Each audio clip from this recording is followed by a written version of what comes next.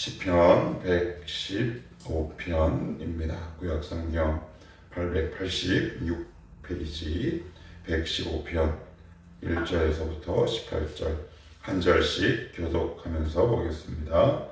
여호와여, 영광을 우리에게 돌리지 마옵소서. 우리에게 돌리지 마옵소서. 오직 주는 인자하시고 진실함으로 주의 이름에만 영광을 돌리소서. 어찌하여 문 나라가 그들의 하나님이 이제 어디 있느냐 말하게 하리이까. 오직 우리 하나님은 하늘에 계셔서 원하시는 모든 것을 행하셨나이다. 그들의 우상들은 은과 금이요 사람이 손으로 만든 것이라. 입이 있어도 말하지 못하며 눈이 있어도 보지 못하며 귀가 있어도 듣지 못하며 코가 있어도 냄새 맡지 못하며 손이 있어도 만지지 못하며 발이 있어도 걷지 못하며 목구멍이 있어도 작은 소리조차 내지 못하느니라. 우상들을 만드는 자들과 그것을 의지하는 자들이 다 그와 같으리라. 이스라엘아, 여호와를 의지하라. 그는 너희의 도움이시오 너희의 방패시로다. 아론의 집이여, 여호와를 의지하라. 그는 너희의 도움이시오 너희의 방패시로다. 여호와를 경외하는 자들아, 너희는 여호와를 의지하여라. 그는 너희의 도움이시오 너희의 방패시로다. 여호와께서 우리를 생각하사 복을 주시되 이스라엘 집에도 복을 주시고 아론의 집에도 복을 주시며 높은 사람이나 낮은 사람을 막론하고 여호와를 경외하는 자들에게 복을 주시리로다. 여호와께서 너희를 곧 너희와 너희의 자손을 더욱 번창하게 하시기를 원하노라. 너희는 천지를 지으신 여호와께 복을 받는 자로다. 하늘은 여호와의 하늘이라도 땅은 사람에게 주셨도다. 죽은 자들은 여호와를 찬양하지 못하나니 적막한 데로 내려가는 자들은 아무도 찬양하지 못하리로다. 우리는 이제부터 영원까지 여호와를 송축하리로다. 할렐루야. 아멘. 예, 시편 115편은 이스라엘 공동체가 6월절을 지나고 나서 암송했던 시로 알려져 있습니다. 왜 그들은 6월절이 지난 다음에 이 시를 암송하면서 하나님을 생각하고 찬양했을까요? 1절은 이렇게 시작하죠. 여호와여, 영광을 우리에게 돌리지 마옵소서. 우리에게 돌리지 마옵소서. 마치 만지면 안 되는 물건이라도 되는 것 마냥 손사래를 이렇게 치는 모습이 느껴집니다. 왜 이렇게 이스라엘 공동체는 우리에게 영광을 돌리지 말라, 오직 하나님께만 영광을 돌려라 라고 말씀을 하냐면, 여러분 혹시 퍼스널 컬러라는 말 들어보셨습니까? 예전에 한 방송을 보니까 한 연예인이 자기에게 맞는 색상을 찾기 위해서 한 업체를 방문합니다. 거기에 나온 코디가 아주 많은 종류의 천의 색상을 그 옆에 딱 두고 색상별로 얼굴 옆에 이렇게 갖다 댑니다. 그러면서 딱 두 가지 문장을 합니다. 그건 뭐냐면, 이 색상을 얼굴 옆에 갖다 대니 얼굴이 확 사네요. 그러더니 요번에는 그 색상이 이 본인 마음에 안 들었나 봐요. 그러면서 코디 추천 말고 다른 색상을 자기 얼굴 옆에 이렇게 딱 갖다 대니까 그 코디가 옆에서 보다가 아까 그 색상과는 달리 이번에는 얼굴이 확 죽네요. 그래요.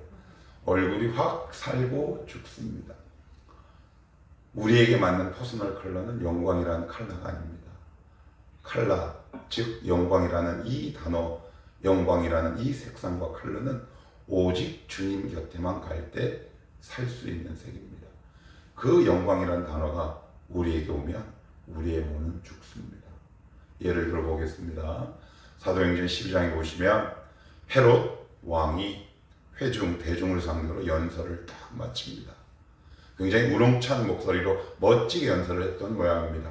그 연설이 마치자마자 그 연설을 들은 수많은 대중들이 헤롯에게 이렇게 얘기합니다. 이것은 사람의 소리가 아니라 신의 소리로다. 이어지는 구절, 이에 헤롯이 하나님께 영광을 돌리지 않아 하나님이 그를 쳐서 죽이시니라. 이렇게 얘기합니다. 여러분, 목회자들에게 신이라고 하시면 안 됩니다. 그러면 그러는 목사도 죽고 여러분도 죽습니다.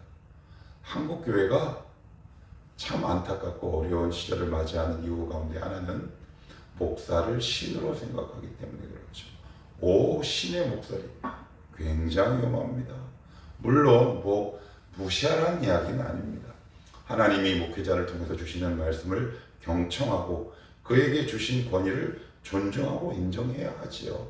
그러나 마치 그 소리가 목사에게 나오는 것 마냥 동일시하면 나도 죽고 너도 죽습니다. 영광은 인간에게 어울리는 색상이 아닙니다. 인간이 영광을 딱 주는 순간 퍼스널 컬러가 내 얼굴에 맞지 않아 내 얼굴이 죽는 것, 그것으로 끝나면 다행이지요. 그러나 인간이 영광이라는 것을 딱 손에 느껴주는 순간 우리는 하나님의 자리로 올라가게 되고 결국 우리는 죽게 되는 것이죠. 그래서 영광은 오직 하나님께만 어울린다. 그것을 이스라엘 공동체는 알았어요. 그래서 뭐라고 얘기하냐면 하나님 절대 우리에게 영광 돌리지 마시옵소서. 그러면 왜 이렇게 우리에게 영광을 돌리지 말고 그럼 하나님께 영광을 돌린다라는 말은 무엇인가 한번 살펴보는데, 우리가 영광할 때 여러분은 혹시 그런 생각해 보신 적 없으신지요? 저는 그런 생각을 참 많이 했던 것 같아요. 그래, 영광, 우리는 죽든 말든 하나님께 영광 올려드리는 거 우리는 되게 멀리 느껴집니다. 왜요? 나의 삶은 너무 궁핍하고 궁핍한데 하나님께 영광을 돌린다라는 말은 우리에게 굉장히 먼 단어처럼 느껴집니다. 먹고 살기 힘들고 내가 당한 고난이 너무 힘든데 왜 하나님은 왜 영광을 돌려라? 그래서 영광을 돌린다는 말 자체가 우리에게는 큰 넘기 어려운 벽처럼 느껴지거나 아니면 여러분은 모르겠는데 저는 되게 폭력적으로 느껴질 때가 있었습니다. 전 너무 힘든데요. 그런데 오늘 1절 마지막에 이렇게 얘기하죠. 제가 한번 읽어볼게요. 우리에게 돌리지 마옵소서. 오직 주는 인자하시고 진실하심으로. 이렇게 얘기합니다. 인자는 헤세드입니다. 자비, 긍휼, 여자의 자궁을 의미합니다. 진실은 말 그대로 트루스입니다. 진실합니다. 하나님이 나에게 영광을 돌려라 라고 말씀하실 때는 네가 어떤 상황이어도 관계없으니 나에게 영광을 돌려라가 아니라 하나님이 영광을 돌리라고 말씀하시는 그 기초와 성품은 뭐냐면 나는 너희들의 상황과 관계없이 나에게 영광을 돌리라고 말하는 것이 아니다. 나는 오로지 너희들을 궁히 여기는 마음으로 나에게 영광을 돌리라고 말하고 있다. 우리가 이것을 알지 못하면 영광이라는 단어가 딱 올 때마다 어떤 상황이 딱 먼저 대입되느냐, 제가 조금 전 말씀드린 것처럼 하나님 저는 지금 너무 괴롭고 힘든데 어떻게 영광을 돌려요? 하나님 너무 자비가 없으시군요 라고 생각합니다. 그런데 성경은 그렇게 말하고 있지 않다. 그것은 사단의 미혹이요 사단의 유혹이다. 하나님이 나에게 영광을 돌리라 라고 말씀하실 때는 그 영광을 돌리게 하라고 하는 그 하나님의 기초는 뭐다? 긍휼과 진실함이다. 자, 그러면 우리 계속해서 한번 나아가 볼게요. 왜 하나님은 왜 계속해서 영광을 인간에게 돌리지 말고 하나님께 영광을 돌려라 라고 말씀하시냐면 3절입니다. 3절 시작. 오직 우리 하나님은 하늘에 계셔서 원하시는 모든 것을 행하셨나이다.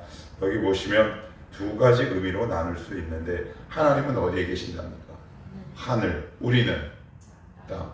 하나님 내 안에 없나요? 내 안에 계시죠. 그런데 시편 기자는 그것을 알면서도 그렇게 얘기한 건 하늘에 계신다라는 말은 초월적인 존재라는 말입니다. 초월적인 존재. 아, 클래스가 다르다. 그죠? 레벨이 다르다라는 말로 형용할 수 없는 질적 차이가 있는 초월적인 분이다. 그러니 그분에게 당연히 영광 돌리는 것이 마땅하다. 이어서 뭐라고 얘기하느냐? 이렇게 얘기합니다. 3절 저 끝에 보시면 원하시는 모든 것을 행하는 것, 이것을 출애굽기 3장은 이렇게 얘기하죠. 제가 하나님 애굽에 가서 나를 보낸 존재를 어떻게 소개할까요? 라는 모세의 질문 앞에 우리 하나님은 모세에게 당신을 이렇게 소개합니다. 나는 스스로 있는 자니라.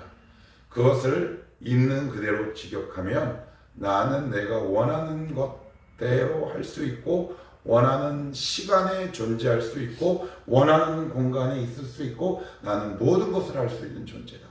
원하는 것을 모든 뜻대로 할 수 있는 존재가 이 세상에 누가 있겠습니까? 우리의 고통과 고난이 왜 다가옵니까? 내가 원하는 대로 모든 일이 이루어지지 않기 때문에 그래요. 오직 하나님만 당신이 원하는 대로 이루시는 분이죠. 그래서 거기에 거룩한 두려움이 생기는 겁니다.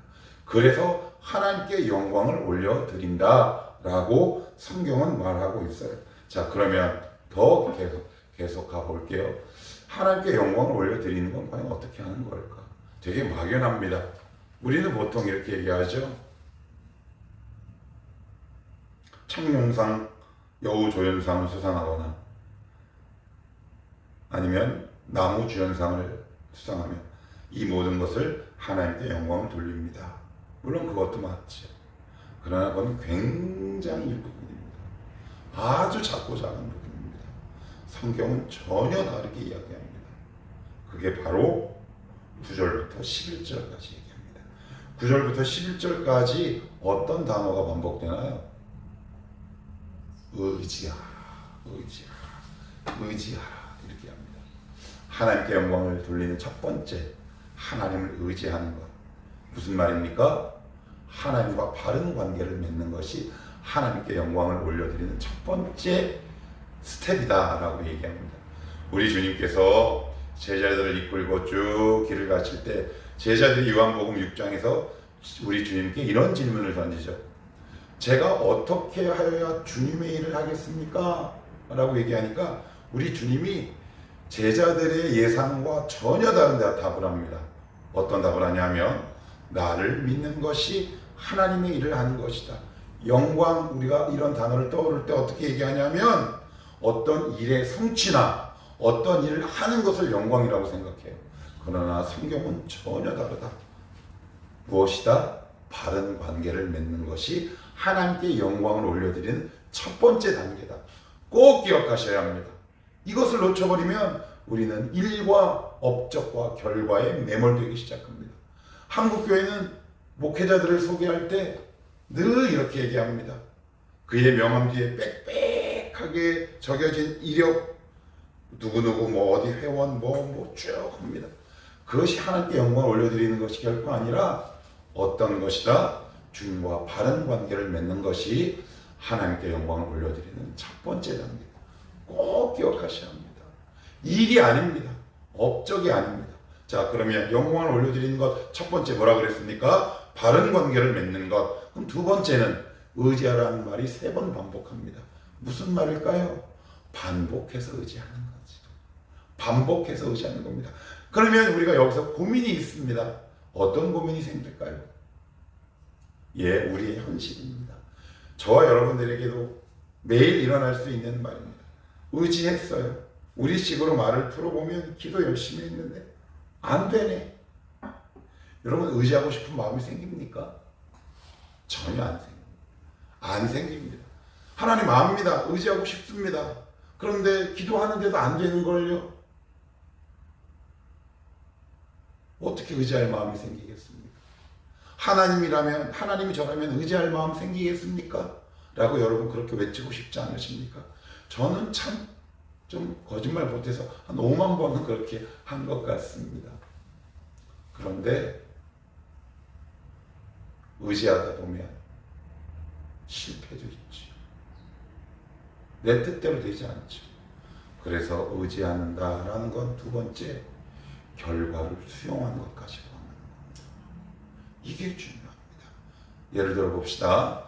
창세기 22장에는 아브라함이 이야기가 나옵니다. 아브라함의 평생 목적, 꿈은 아들을 낳는 것이었어요. 결국 주시죠. 그러다 어느 날 하나님이 내놔라 그럽니다.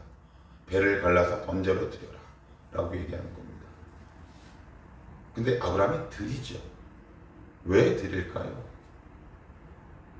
의지한다는 것은 기도 제목을 의지하는 것이 아니라 하나님을 의지하는 거죠. 결국 하나님이 목적이 되는 삶입니다. 우리가 꾸준히 기도하셔야 할 이유가 바로 여기 있습니다. 처음에는 이루어 주시옵소서. 그 기도 귀하고 아름답습니다. 그러나 하나님은 우리의 기도가 거기서 한 걸음 더 스텝업 하기를 원하십니다. 너의 기도가 내가 목적이냐, 이 기도 제목이 목적이냐. 그래서 때로는 기도하고 있음에도 불구하고 우리를 실패의 자리로 이끄십니다. 여러분, 거기까지 가셔야 합니다. 결과를 수용하셔야 합니다. 그럴 때 하나님이 너 참나 경외하는구나, 이걸 통해 하나님이 영광 받으세요. 성공을 통해서만 영광 받으신다? 그거 무당들의 말입니다. 가짜 목사들의 말입니다. 절대 믿으시면 안 됩니다. 때로는 나의 실패를 통해서도 하나님 영광 받으십니다. 왜요? 내가 그 자리에 주님과 함께라면, 주님과 함께 망할 수 있다면, 그 결과를 수용할 수 있다면 그것이 하나님이 영광 받으시는 겁니다.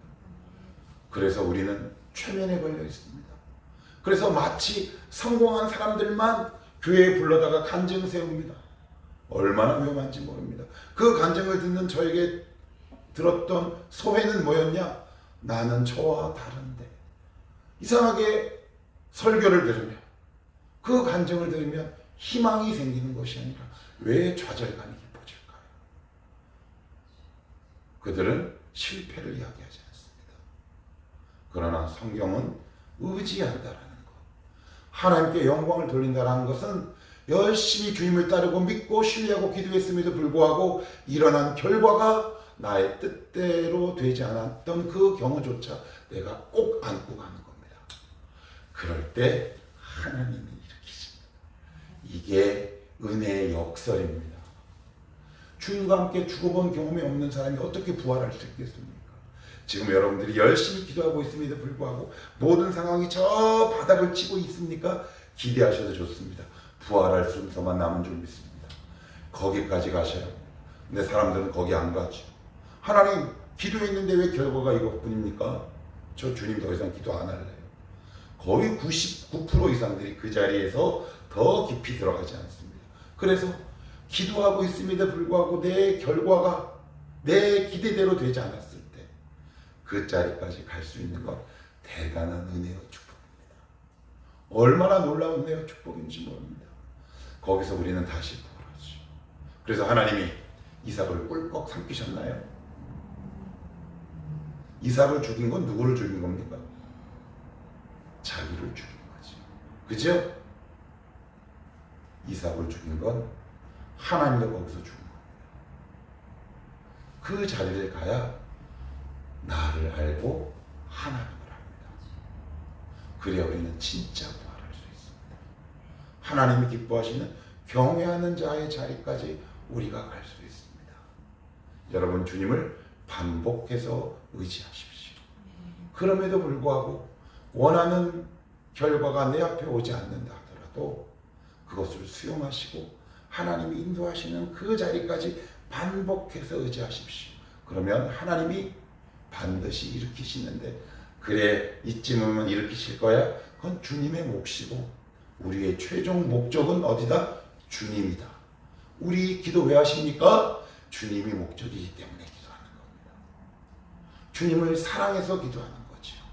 우리는 그거면 족한 겁니다. 그러면 하나님이 무덤에서 두지 않으신다. 이것이 복음의 역설이요, 은혜의 역설입니다. 그럼 어떤 사람이 의지하나요? 전적인 무능함을 인지한 사람만 의지합니다. 쉽지 않습니다. 저도 이렇게 설교하지만 쉽다라고 이야기하지 않겠습니다. 수많은 갈등이 있습니다. 수많은 고민이 있지. 의지해야 되나 말아야 하나. 그러나 돌이켜보니 그 시간 속에 내가 무엇을 알았느냐? 나는 정말 무능하구나. 하나님이 없으면 안 되는 존재였구나라는 것을 알게 됐습니다. 그게 복이었더라고요. 그게 은혜였다 싶습니다. 하나님은 이런 자들을 되게 좋아하십니다. 사람들은 계속 의지하면 이렇게 얘기하죠. 부모라 해도 너 나이가 몇인데 이제 부모를 의지하냐? 이제 독립해라고 얘기하지만 우리 주님은 이렇게 말씀하시죠. 네가 60대도 의지해야 되고 100살 먹어도 나를 의지해. 난 그게 너무 좋다. 사람은 의지하면 불편과 거북의 대상이 되지만 하나님을 의지하면 의지할수록 하나님이 기뻐하십니다. 우리 어떻게 하나님께 영광을 올려드리겠습니까? 우리가 무엇을 할 수 있는 존재이겠습니까? 하나님을 의지하는 바른 관계에 맺으며 살아가는 것.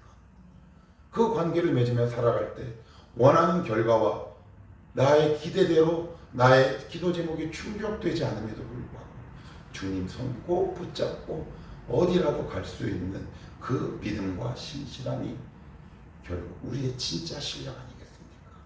그래서 시편 기자는 마지막으로 우리에게 이렇게 권면하고 시편 115편을 맺습니다.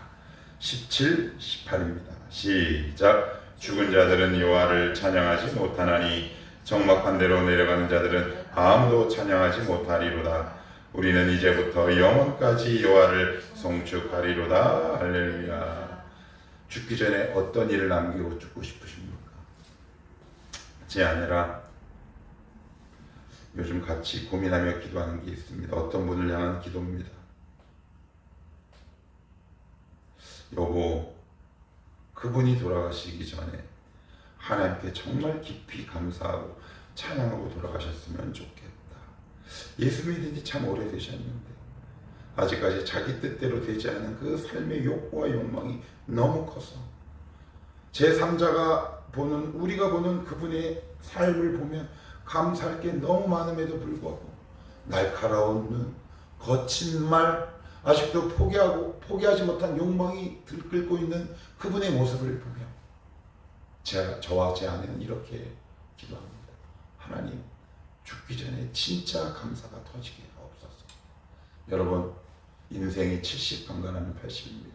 남은 삶, 우리의 삶이 불평과 원망이 아니라 감사와 찬양으로 마감되고 마무리되는 복된 인생이 되시기를 살아계신 예수 그리스도의 이름으로 축복합니다. 기도합시다.